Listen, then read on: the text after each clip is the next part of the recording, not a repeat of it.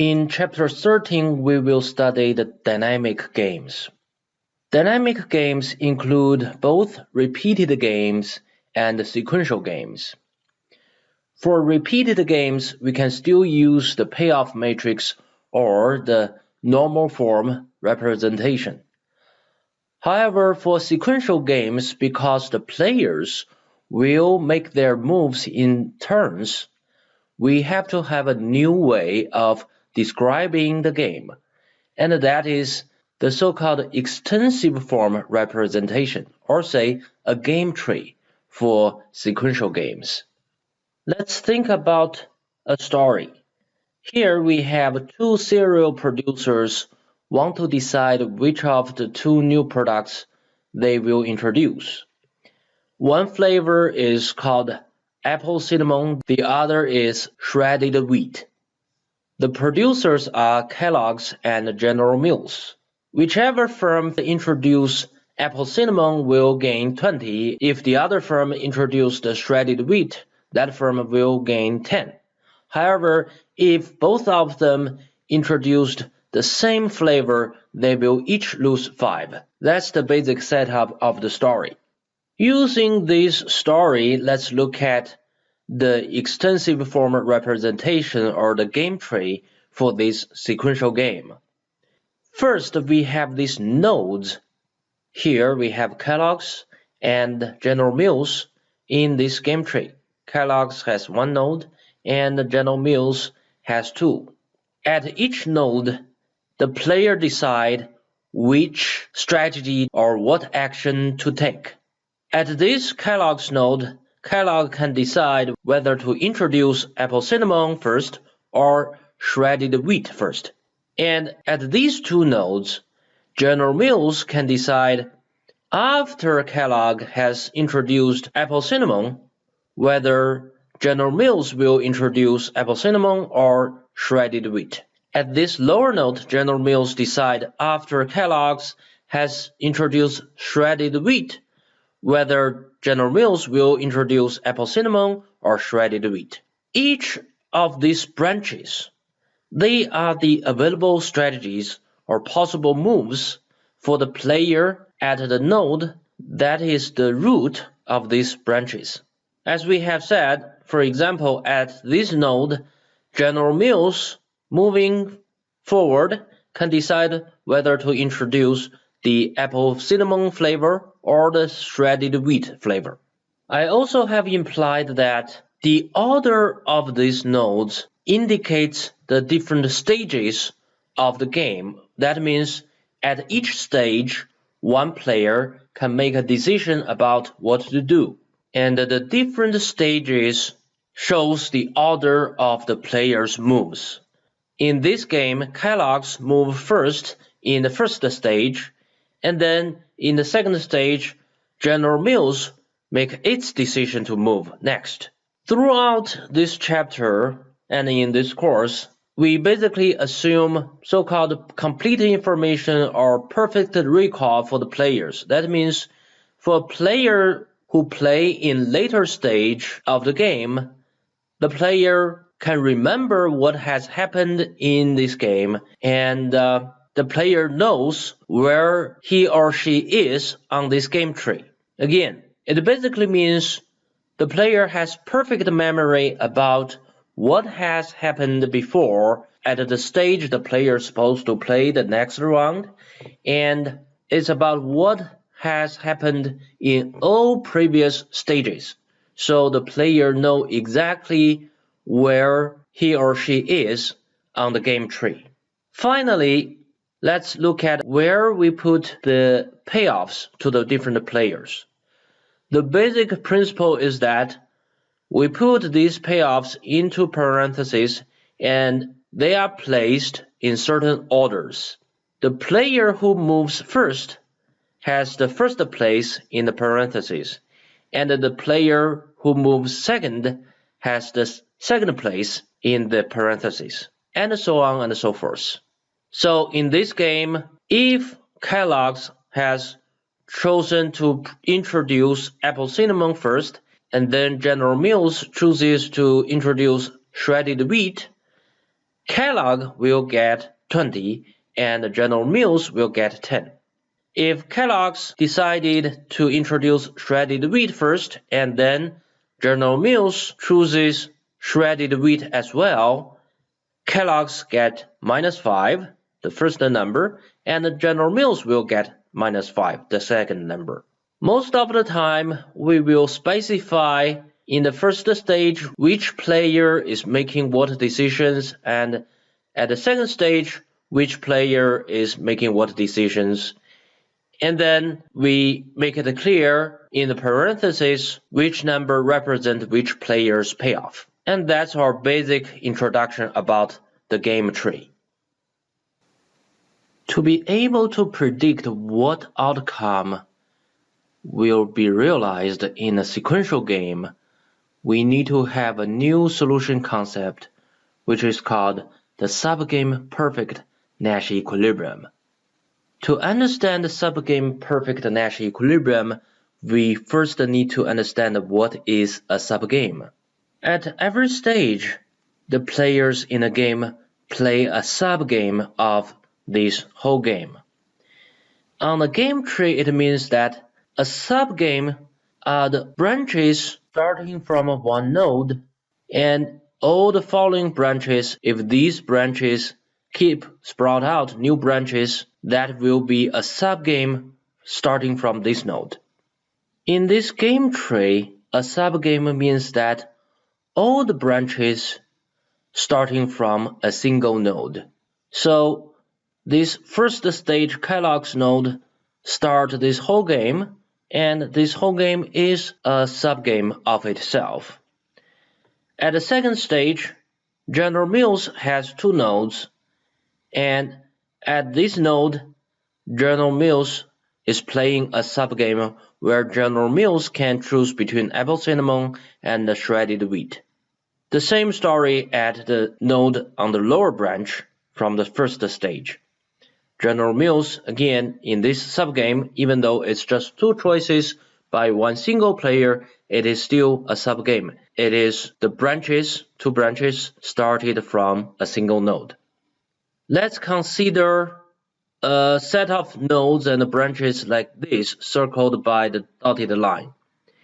This is not a subgame because node B started from node A is not included in this part of the game. The subgame started from node A include node B and this part.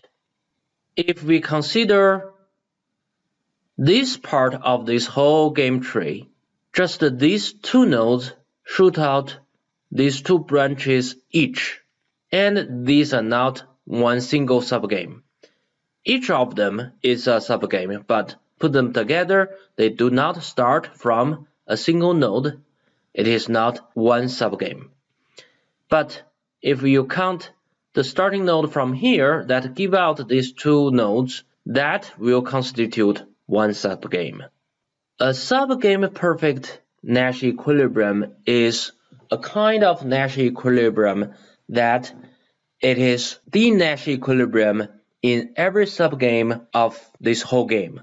What it means is that the set of strategies specified by that subgame-perfect Nash equilibrium will be followed through once a particular subgame is reached. So in every subgame, this Nash equilibrium will be played out.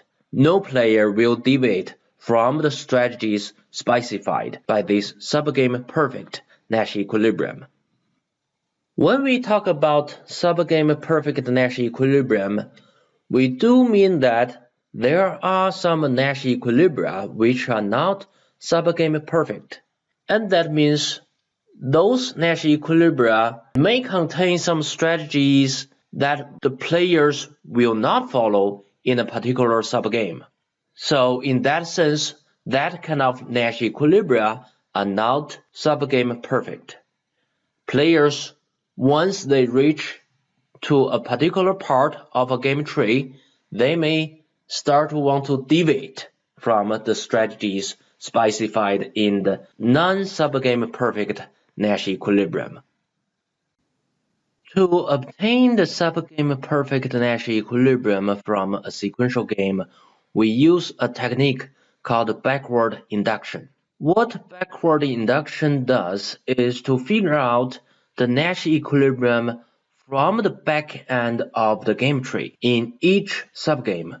It means we first find the Nash equilibria in the last stage subgames, and then based on those Nash equilibria, we move backward to larger and larger subgames in this whole game, and eventually find the subgame-perfect Nash equilibrium in the whole game. Because we find this Nash equilibrium from the Nash equilibria in all the subgames in this game tree, we can ensure that this Nash equilibrium we have found is subgame-perfect. So let's look at the two subgames at stage 2. If Kellogg's has chosen introduce apple cinnamon first, General Mills need to decide whether to introduce apple cinnamon or shredded wheat. And remember, the number in the second place is the payoffs to General Mills, so General Mills need to make a rational decision in this small subgame. That is the Nash equilibrium in this small subgame, and General Mills only need to compare -5 and 10. So obviously, if General Mills introduce the same flavor as Kellogg's, General Mills will lose 5. But if General Mills introduce shredded wheat, a different flavor than Kellogg's, then General Mills can get a 10. So in this subgame, when Kellogg's has chosen apple cinnamon, General Mills' rational decision, the subgame Nash equilibrium, is for General Mills to choose shredded wheat. Similarly, if Kellogg has chosen shredded wheat, General Mills compare this 20 and -5, apple cinnamon will be the rational choice for General Mills, or say the best response. Now we are back to our game theory terminology, the best responses. So we find out, even in this very small subgame where only one player is making a move, we find out what is the best response for this one player. That will be the Nash equilibrium in this subgame.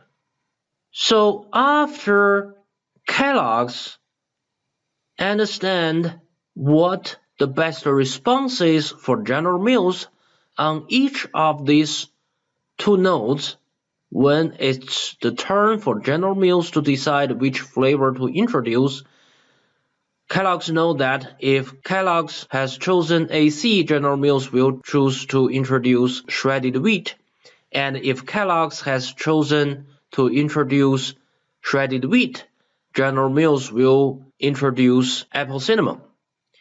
And the payoffs to Kellogg's from the best responses by General Mills at the second stage is 20 on this branch when Kellogg's introduces apple cinnamon, and is 10 when Kellogg's introduces shredded wheat. So essentially, Kellogg's is looking at two choices. One choice of apple cinnamon will give Kellogg's 20, and the other, shredded wheat, will give Kellogg's 10. And Kellogg's decide which is the best response. Obviously, 20 is higher, so Kellogg's best response is to introduce apple cinnamon flavor in the first stage. As we have seen, we first figure out what is the best response for General Mills in these two small subgames, and then Kellogg's will, based on those best responses, to find out what is its best response in this whole game.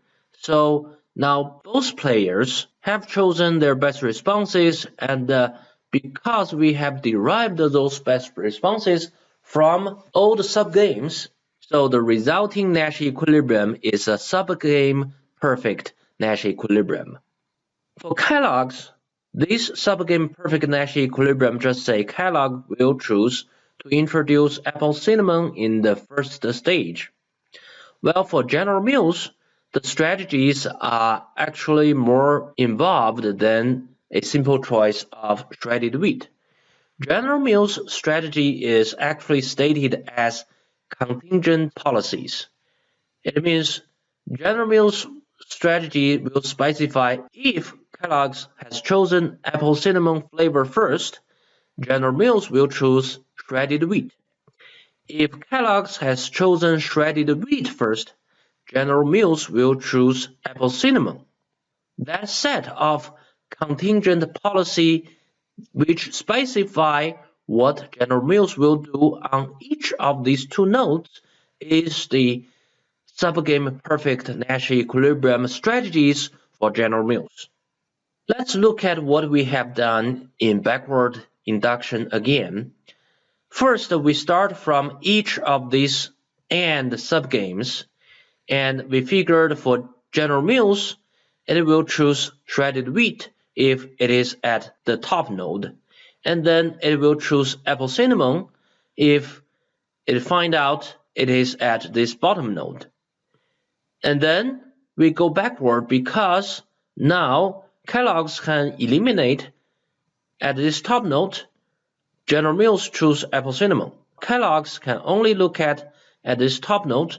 General Mills choose shredded wheat, and Kellogg's at the bottom node only look at General Mills choose apple cinnamon.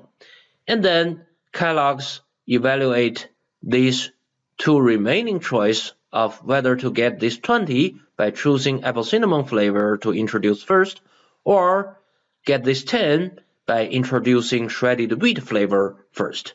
And obviously, the rational decision for Kellogg's is to introduce apple cinnamon flavor first to get this 20 instead of the 10.